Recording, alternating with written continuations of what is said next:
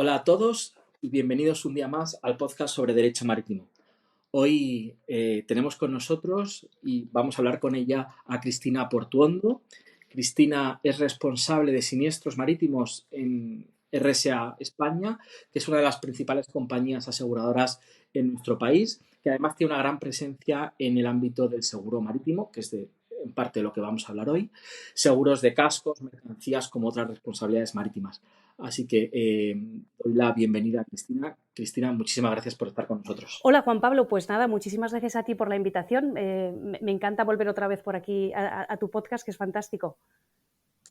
Que además Cristina, como ella nos ha recordado, ya estuvo una vez con nosotros. Os dejaré luego en las notas del programa el episodio en el que estuvo hablando sobre los seguros de P&I.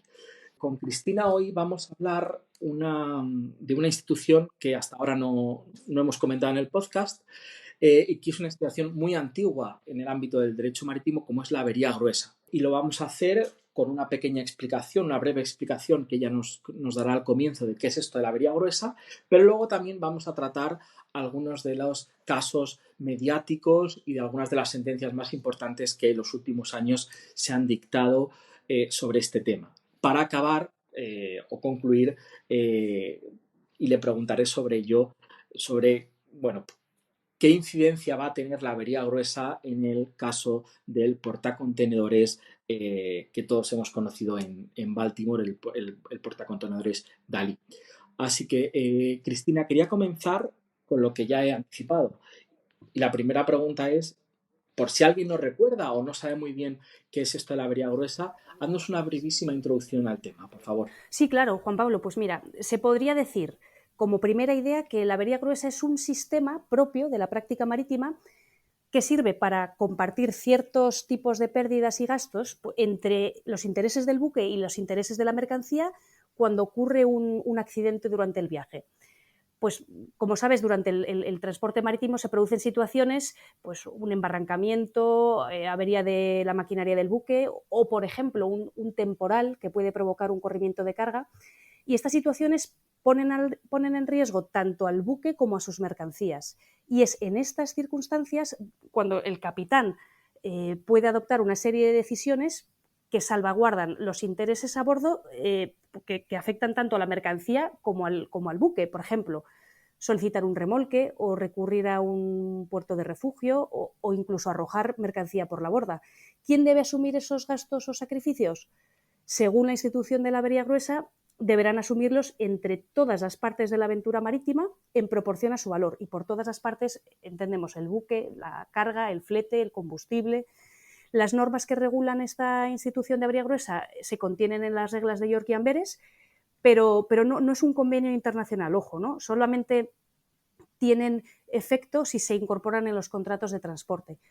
Y estas reglas se actualizan periódicamente por el Comité Marítimo Internacional, que es el custodio de las reglas de York y Amberes. Uh-huh. Eh, Oímos mucho hablar de avería gruesa cuando hace unos años todos vimos en la televisión, en las noticias, la varada del Ever Given en el canal de Suez. Y te quería preguntar, porque pasados 2 años, ¿cómo está ahora mismo esa liquidación de este tema? Sí, bueno, fue un tema absolutamente mediático, como lo fue también el Maersk Honam en su momento, que también te puedo contar algo. Pues mira, del Ever Given todavía no se ha emitido la liquidación de avería gruesa. ¿Qué conceptos esperamos que se incluyan? Pues el grueso de la liquidación será probablemente la asistencia o el salvamento. Recordarás que estaba la reclamación de la autoridad del canal y la reclamación de Smith, que por cierto de Smith se ha dictado hace un par de semanas una sentencia sobre este tema, y serían admisibles estos gastos según la regla sexta de York y Amberes. O también, por ejemplo, podemos esperar si hubo daños sufridos por la maquinaria del buque por haberse forzado en la maniobra de reflotación, también se podrían incluir. O también podemos imaginar que los armadores quieran incluir los salarios de la tripulación, ¿no? los bunkers y los costes ordinarios del buque durante el tiempo transcurrido, que recordarás que fue bastante, en la negociación con la autoridad del canal. ¿Te acuerdas? Que reclamaban una cantidad desorbitada, luego fue menos. ¿Y en qué concepto tratarían de incluir los armadores estos últimos gastos? Pues en concepto de gastos de sustitución, que es la regla F de las reglas de York-Amberes, ¿no? Esto se hizo así, recordarás en el caso del Longchamp, y es presumible que los armadores intenten incluir los salarios, los bunkers y los costes ordinarios en la liquidación de avería gruesa también. Y por su parte, claro, como has dicho al principio, que la avería gruesa es un poco el reparto de los costes entre todos los beneficiados, los propietarios de la carga que se vieron beneficiados de las diferentes actuaciones, ¿a qué se pueden acoger cuando los armadores les exijan la contribución a la avería gruesa? Sí, pues mira, seguramente utilizarán como mínimo 2 defensas. La primera, en mi opinión, sería la razonabilidad, que sobre la razonabilidad trata la regla Paramount y la regla A de las reglas de York-Amberes. Recordarás que los armadores, la reclamación era desorbitada, ¿no? Era de 900 y pico millones.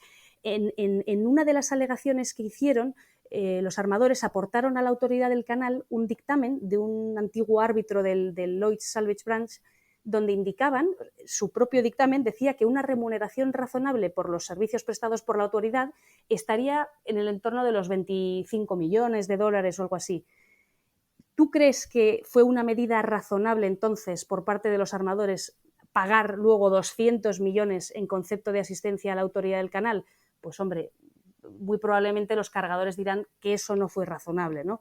Y la otra defensa que podrían tener los intereses de la carga es alegar que la varada se produjo por innavegabilidad causal del Ever Given, ¿no? Por ejemplo, pues debido a un plan de viaje defectuoso, ¿no?, antes del inicio, o a la incompetencia de la tripulación. Me consta, de hecho, que ya hay un arbitraje iniciado recientemente por unos cargadores y están alegando precisamente esto. Y luego del Maersk-Honam, que es otro caso muy mediático donde había también intereses españoles, esto fue, recordarás, un incendio de un portacontenedores. Pues mira, curiosamente no veremos liquidación de avería gruesa porque hubo una mediación el pasado mes de octubre entre los armadores Maersk, MSC y todos los intereses de la carga, y llegaron a un acuerdo mediante el cual los armadores han renunciado a reclamar contribución a la avería gruesa y además han abonado unos 27 millones de dólares a la carga por los daños, las pérdidas que reclamaban en el fondo de limitación. Así que no veremos liquidación de avería gruesa del Maersk-Honam. En la introducción mencionaba que este tema, que a pesar de ser muy antiguo, tenemos casos recientes en los que de alguna manera se está poniendo en boga esta institución. En los tribunales ingleses se han dictado recientemente dos sentencias sobre avería gruesa. Uno es en el asunto Star Antares y otro es en la sentencia Polar. ¿Qué nos puedes contar sobre la sentencia Star Antares? Sí, pues mira, el pasado noviembre efectivamente la High Court inglesa dictó una sentencia en esta disputa, que era sobre una contribución a la avería gruesa, entre los armadores griegos Starbalk y unos aseguradores de carga europeos. La discusión era básicamente si resultaban de aplicación las reglas de York-Amberes de 1994, que esta era la posición de los armadores, o las reglas de 2016, que era lo que defendían los aseguradores de carga. Todo ello en virtud de una cláusula, ¿no?, la redacción del conocimiento de embarque, que era un Congen Bill del 94, que te voy a leer lo que decía. Decía: la avería gruesa se liquidará en Londres de acuerdo con las reglas de York-Amberes 1994 o cualquier modificación posterior de las mismas. O sea, aquí la pregunta es, ¿las reglas de York-Amberes de 2016 son una modificación de las reglas de 1994 o, por el contrario, son una nueva versión independiente de las reglas? ¿No? Este era el debate realmente. La práctica entre los liquidadores tradicionalmente ha sido entender que las reglas de 2004 o 2016 son reglas totalmente nuevas, no modificaciones de las reglas de 1994, pero es verdad que el asunto es complejo y las partes, pues, en sus alegaciones se han remitido, pues, a sesiones del Comité Marítimo Internacional, a la posición de IUMI en algunos documentos, y bueno, al final el juez, la verdad que lo resuelve de una manera bastante sencilla, y lo que viene a decir el juez es que, como cuestión de uso ordinario del lenguaje, la palabra modificación comprende también las ediciones posteriores de las reglas de York-Amberes, es decir, da la razón a los aseguradores de carga y aplica las reglas de 2016. Esta sentencia es firme, y ha sido muy cuestionada por los liquidadores de averías, pero ahora mismo es la posición oficial bajo derecho inglés.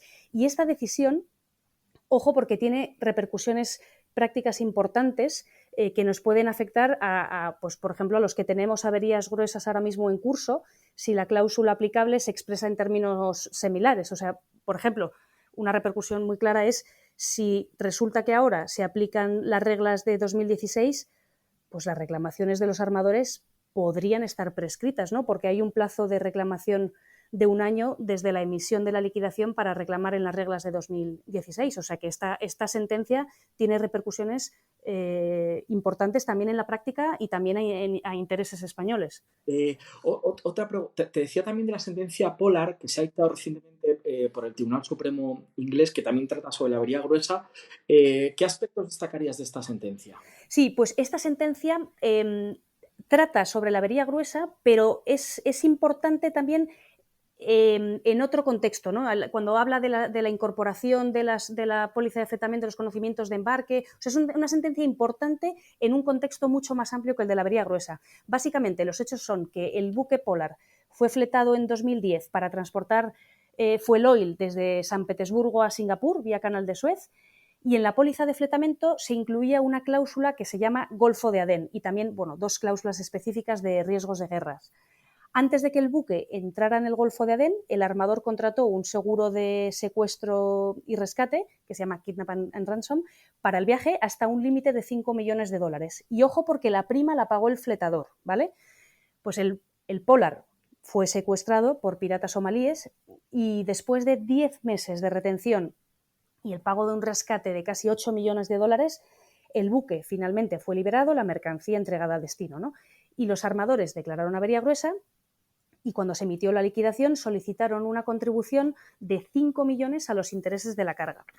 Entonces, ¿qué es lo que se discutía en el Supremo? Pues básicamente 2 cuestiones. La primera, si la cláusula Golfo de Adén y los acuerdos relativos a los riesgos de guerras de la póliza de fletamento fueron incorporados a los conocimientos de embarque. Sobre este punto no me detengo porque es bastante amplio. Y en segundo lugar, si debe entenderse que los armadores habían aceptado implícitamente que en el caso de tener que abonar un rescate solo podrían recurrir a sus aseguradores de secuestro y rescate, ¿no? Y no solicitarían contribución a los tenedores de los conocimientos de embarque. Es decir, si se había creado de alguna manera una especie como de código o fondo de seguros entre ellos. Este concepto de código fondo de seguros ya lo había tratado el Supremo inglés en 2 casos anteriores, en el Ocean Victory y en el Evia, y en ambos casos sí que se había creado tal código o fondo, según el tribunal, pero bueno, por las particularidades de las pólizas de fletamento que analizaban. En nuestro caso, pues el Supremo concluye que no se creó ningún fondo de seguros, da varias razones para ello, pero bueno, son extensas también. Y bueno, en definitiva, el Supremo da la razón a los armadores, confirmando que sí que pueden reclamar válidamente la contribución de avería gruesa a los tenedores de los conocimientos de embarque. Sí, además sobre este tema de piratería o pagos a piratería y avería gruesa, recuerdo hace ya unos años leer alguna sentencia inglesa sobre plantearse si el pago a unos piratas cabe ser imputado dentro de la avería gruesa o no. Justo, sí, pues hoy en día no hay ninguna duda, o sea, sí que cabe, pues el Longshank que he citado al principio, sí. Claro, yo me acuerdo de algunas sentencias de hace, pues eso, 10 años donde se planteaba esta idea, ¿no? Que parece que ya está aclarada por el hecho de que, bueno, pues es una conducta que ciertamente podría ser considerada ilegal, el pagar. Eso fue lo que se trató en el Longshank, y finalmente se dijo que bueno, que sí, que era perfectamente admisible en avería gruesa, sí. Y Cristina, ya para acabar, y te quería preguntar por este incidente que estamos viendo en las últimas semanas y que ha sucedido en Baltimore, en Estados Unidos. Todos hemos visto, ¿no? El puente cayéndose y, bueno, pues todos tenemos eso en las imágenes, en nuestra retina. ¿Crees que va a haber declaración de avería gruesa por parte de los armadores del buque o cómo crees que esto se va a gestionar? Pues mira, la verdad que no me consta que los armadores hayan declarado avería gruesa. Sinceramente, creo que ahora casi es el menor de sus problemas, ¿no? Pero bueno, sí, claro, podrían, por supuesto, declarar avería gruesa y reclamar, por ejemplo, pues el coste del remolque para llevar el buque a puerto o la estancia en puerto de refugio, ¿no? Para hacer reparaciones provisionales, o el coste del transbordo de la mercancía a otro buque. O sea, ten en cuenta que el buque acababa de empezar el viaje y hay mercancía con destino a varios puertos y el puerto final es Sri Lanka, ¿no? O sea, que es posible, ¿no? Entonces, a mí lo que se me ocurre es que una de las preguntas interesantes por las peculiaridades del caso es, nos podemos preguntar si la remoción del puente completo es un gasto de salvamento que se pueda repercutir en avería gruesa, ¿no? Cuando se les traslade, que se les trasladará a los armadores. Bueno, en principio los gastos en concepto de salvamento se admiten en avería gruesa siempre que las operaciones de salvamento sean llevadas a cabo con el propósito de preservar del peligro a los bienes comprometidos en la aventura marítima común. Esto es lo que dicen las reglas de York y Amberes. Parece que, bueno, lógicamente las razones de la remoción del puente también son otras, ¿no? O sea, yo me pregunto, exclusivamente desde el punto de vista de la aventura marítima del buque que ahora mismo está accidentado, ¿es necesaria o razonable la remoción del puente completa? Pues probablemente esto lo combatirán el día de mañana los intereses de la carga si se les trata de repercutir vía avería gruesa, ¿no? Entiendo que, bueno, que los armadores y sus reaseguradores, sobre todo, tienen ahora cuestiones pues, más urgentes que resolver. Acaban de constituir ahora el fondo de limitación. Y bueno, por supuesto, las reclamaciones por daños personales, que verdaderamente ha sido una tragedia, o los daños al puente o las reclamaciones por pérdida de negocio o paralización no son admisibles en avería gruesa. La avería gruesa no está para aceptar esas reclamaciones. Solo serían admisibles aquellos gastos incurridos razonablemente para salvaguardar los intereses de la aventura marítima tras el incidente. Ya veremos, ya veremos, pero no es descartable, por supuesto, que declaren avería gruesa. Sí, bueno, caso del cual iremos sabiendo poco a poco mucho más y que, al igual que fue el Ever Given, son situaciones mediáticas, pero que engloban muchos aspectos dentro de lo que llamamos el derecho a la navegación, ¿no? Así que estaremos pendientes. Cristina, muchísimas gracias por haber venido nuevamente al podcast, por habernos dado estas píldoras, estas pequeños fragmentos de tu conocimiento. Así que nada, darte de nuevo las gracias. Nada, muchísimas gracias a ti, Juan Pablo. Pues nada, nos despedimos aquí. Reitero, como digo, nuevamente las gracias a Cristina y a los oyentes del podcast. Espero volver a escucharos la semana que viene. Muchísimas gracias.